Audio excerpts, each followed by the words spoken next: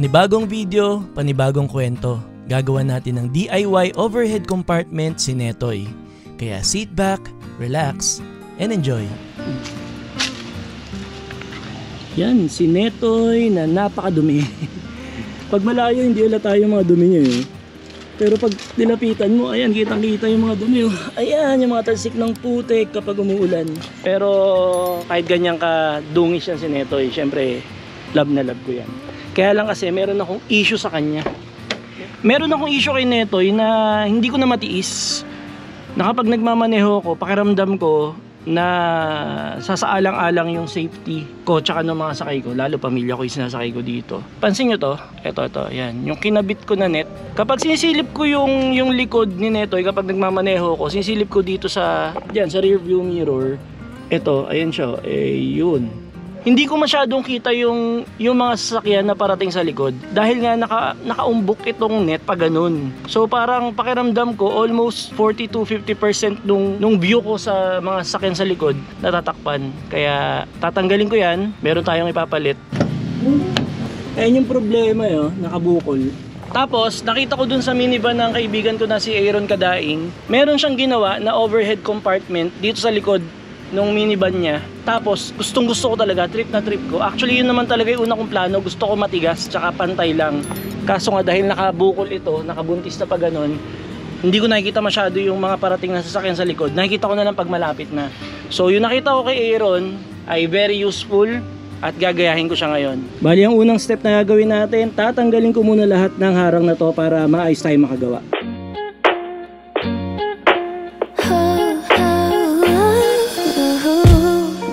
Ang luwag ang linis.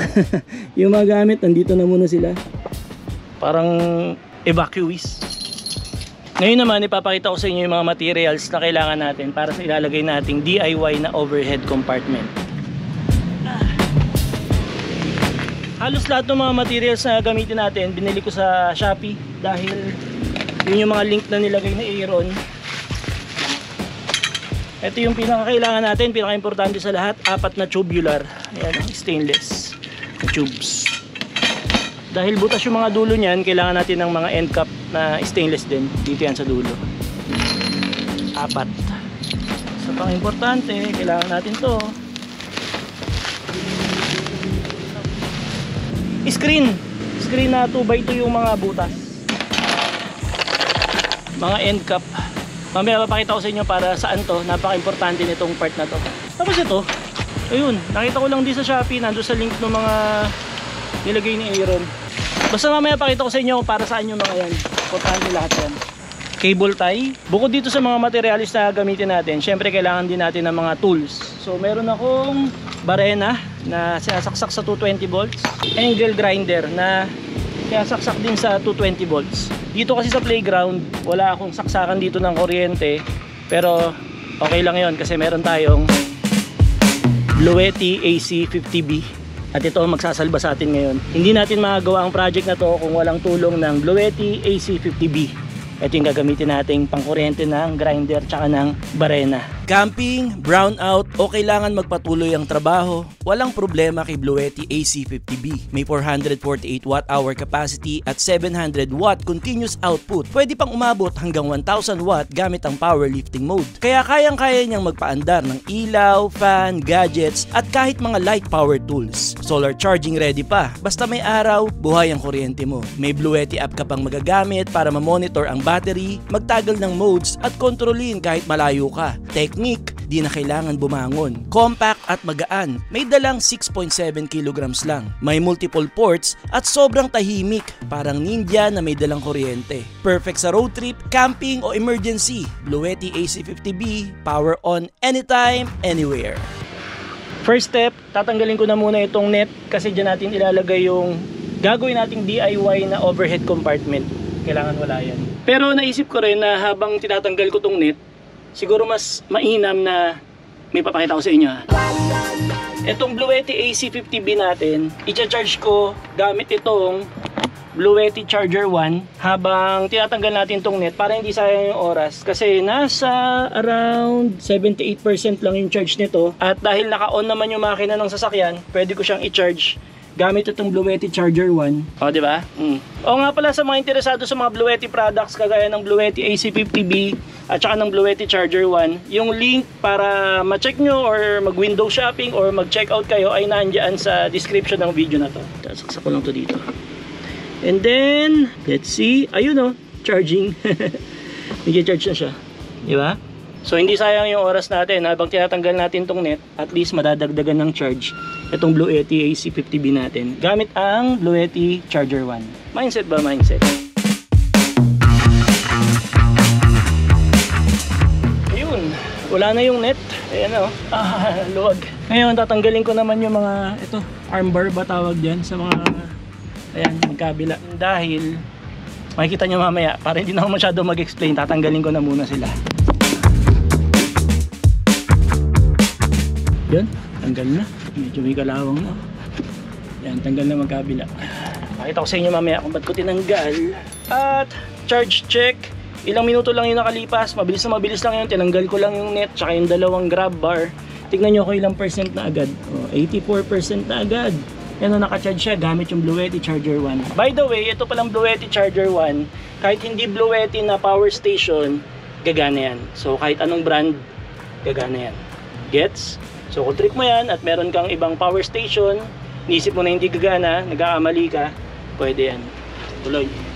Ang next step na gagawin natin, bubutasan natin gamit yung barena, itong mga end cap. At syempre para gumana tong barena natin, wala naman to sariling baterya, gamitan natin ng Bluetti AC50B. Yan. 85%. Buksan lang natin yung AC, tapos saksak natin itong barena sa 220 volts. Ayan o. Check. Let's go! Kayang-kaya ng Bluetti yan. One down.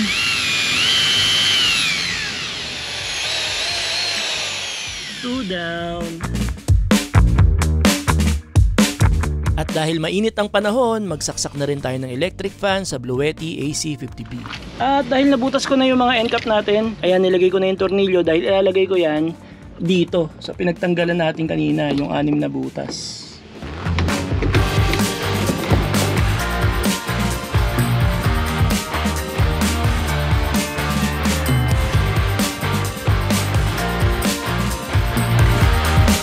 Isa, dalawa, tatlo, apat, 5, 6. Next step. Ayan, naka-charge din yung cellphone ko dito sa Bluetti AC50B natin. Dahil nakabit ko na yung 6 na end cap dyan sa mga tornilyuhan, ang next step natin ay kakabit ko naman itong tubular. Dito pa ganun. Yan, dyan yan eh. Isa dito, tapos yung isa dito sa kabila. Ngayon para maikabit natin itong mga tubo dyan sa mga yan, doon na natin kakailanganin itong mga two-way. Ano ba tawag? Hindi ko alam. Ngayon, itong tubo, kakabitan na muna natin ng itong end cap niya na stainless din para sarado yung dulo ng butas. Oh, ang ganda, di ba? Sarado yung dulo. Magkabila yan. Magkabila rin. Tignan nyo yung ginawa ko dun sa tubo. Ayan, oh, di ba? Hindi ko na masyado kailangan i-explain sa inyo na ganyan yung itsura niya. Ayan, nilagay ko yan dyan. Yung isang tubo dyan, yung isang tubo lalagay ko dito sa kabila. Tapos itong natirang dalawang ito, kakabitan ko yun ng pagganon mamaya dito. Hindi ko na naman na-explain masyado para maintindihan nyo naman yan mamaya kapag nakita nyo na. Basta ngayon, yan yung unang nilagay natin. Lalagay ko din dito sa kabila yung isa.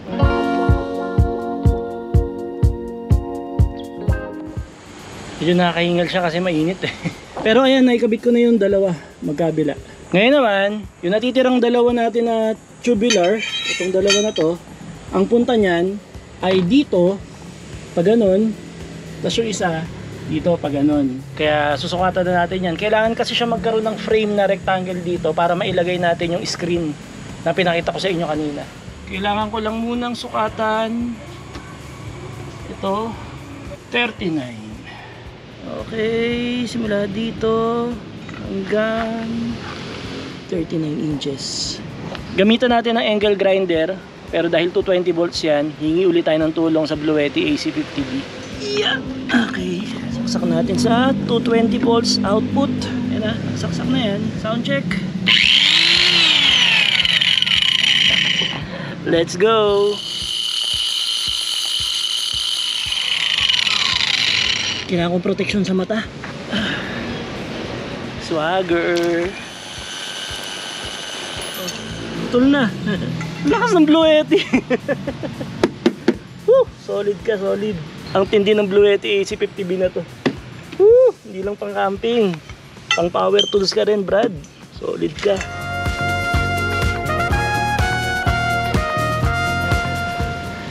Update. Naikabit ko na lahat ng bar. Ito niya. Nandito na yung dalawang bar sa magkabilang side. Yan, isa. Ito, tsaka ito ay naikabit ko na rin. So ang kulang na lang natin ay yung screen. Ito na yung screen. Nakasukat na yan. I-cable tie ko na lang siya dyan para ano, paganto. Para kumapit. Paganoon. Yun na, konti na lang, tapos na. Tapos ilagay ko pala yung dalawang sobra na ganito dito. Yan, para if ever maglagay na ako ng mga bagay di sa ibabaw, may haharang na hindi siya malalaglag sa paganoon. Gets nyo na yun, di ba? Last step, kakabit ko lang to ng mga cable tie dito. So okay na tayo.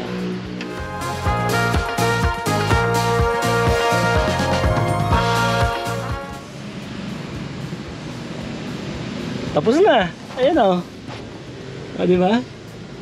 Oh, nakalagay na yung pinaka screen niya. Yan, may mga cable tie na rin tayo dyan. Nakikabit na natin yan sa lahat ng sides. Okay na. Tingnan natin sa kabila. Ang astig, ang ganda tignan. Ayun o. Oh, di ba? Kita nyo?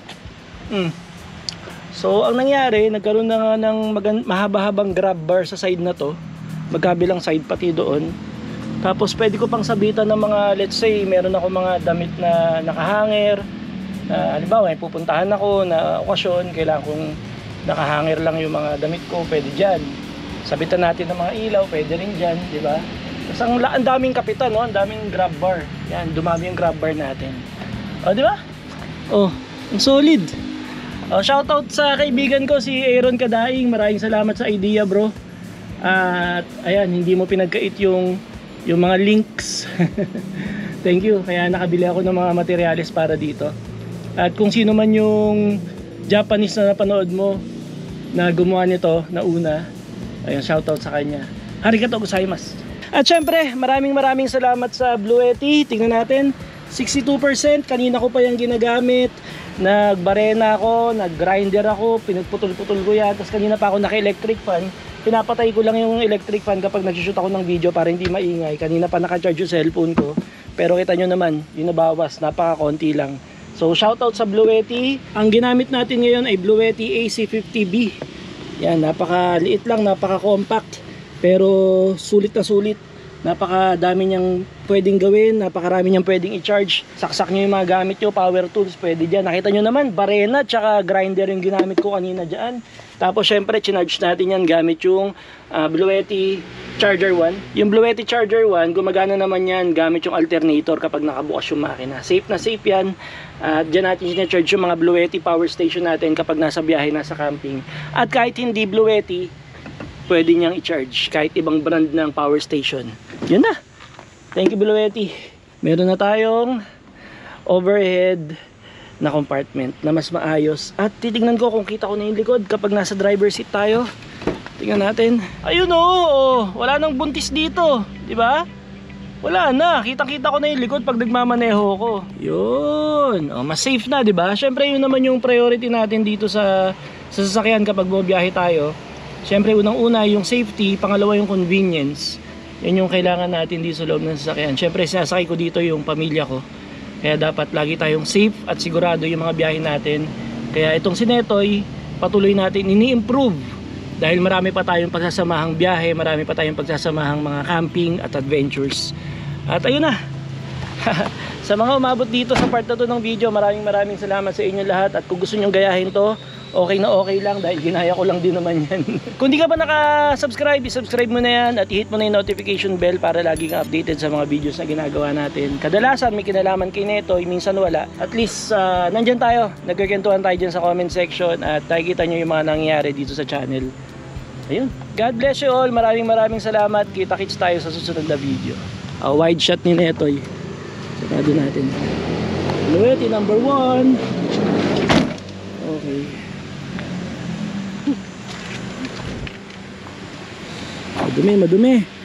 Madumi. car wash muna ako. Tapos may pupuntahan pa ako eh. Let's go. Oh. Ayun yung sinasabi ko. Oh, tingnan niyo yung likod oh. Kita ko na uli yung 'di ba? Yung layo na uli ng view ko sa likod. Yung mga parating na sasakyan galing sa malayo, kita ko na ulit. Wala na nakaumbok na net na pa ganun. Okay to. Maganda, maganda. Kanino kayang minivan to? Eh, may minivan sa harap oh. Oh, kanina yun. MAQ 5719. Shoutout sa may-ari ng Suzuki Every Wagon DA64W. Shoutout sir. Magkasunod tayo sa likod mo ako. Yun. Dumadami na minivan sa Valenzuela. Let's go. Ganda na ng view ko sa likod. Solid.